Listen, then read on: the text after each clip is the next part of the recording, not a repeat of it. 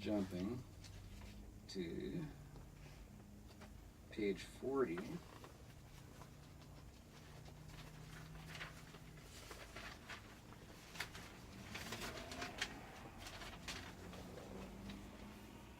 And we've ended up here at Johnny has brought Spike into school with him.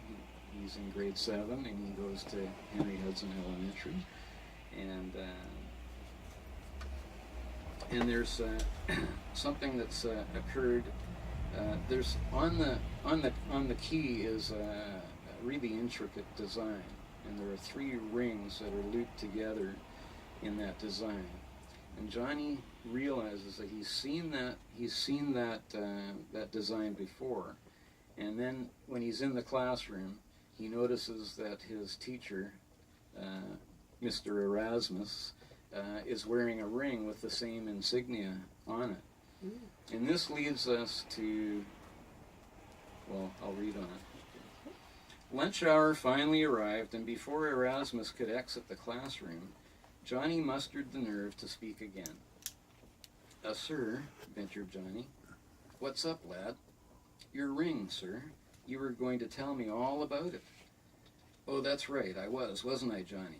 Erasmus patted the boy on the head. Johnny liked his teacher, but felt that Erasmus often lost sight of just how mature a grade 7 can be. I'm in a bit of a hurry, lad. Hungry for lunch, he said, rubbing his stomach. Let's say I tell you all about it in the morning. Come early tomorrow, Johnny, and I'll be glad to give you a full history of my involvement with the Odd Fellows. The Odd Fellows? Johnny questioned. Yes, Johnny. Erasmus brought the ring closer into view. The design was unmistakable. Johnny found himself mesmerized and haunted by the familiar image.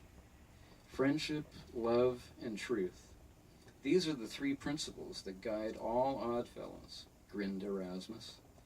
I would like to think that I've done my share in passing on these qualities to my students over the years, he reflected.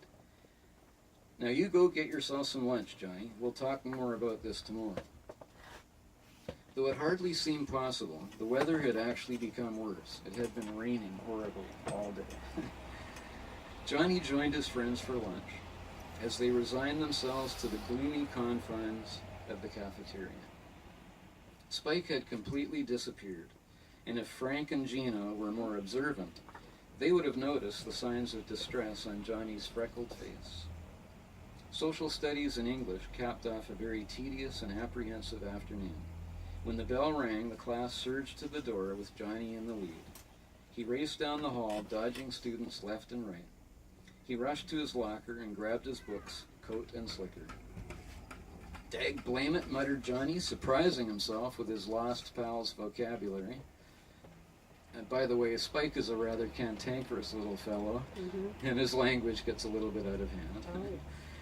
Where the heck is Spike? I scanned that room inside out. When Johnny got to his bike, he quickly unlocked the magnum and reached into the pannier bag for his rag.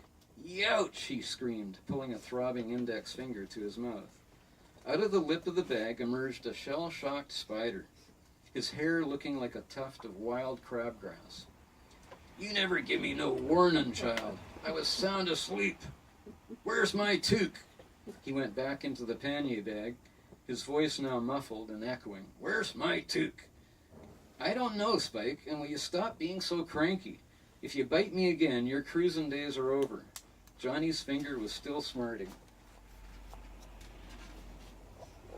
It just ain't my day, Johnny. Well, I guess I am glad to see you. I was worried what with Erasmus smacking you the way he did. I'd like to bite that guy's nose off, retorted Spike. At one point in the story, the teacher sees the spider on Johnny's shoulder and he whacks him off because the spider earlier had scared one of the girls in the classroom. And Spike went flying and we didn't know what happened to him. And Johnny says, did you see his ring? You betcha, Johnny boy, Spike exclaimed. He's an odd fellow.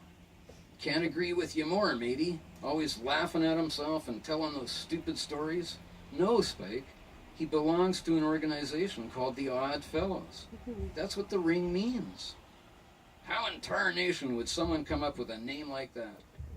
I don't know, Spike, but you better get into writing position, buddy.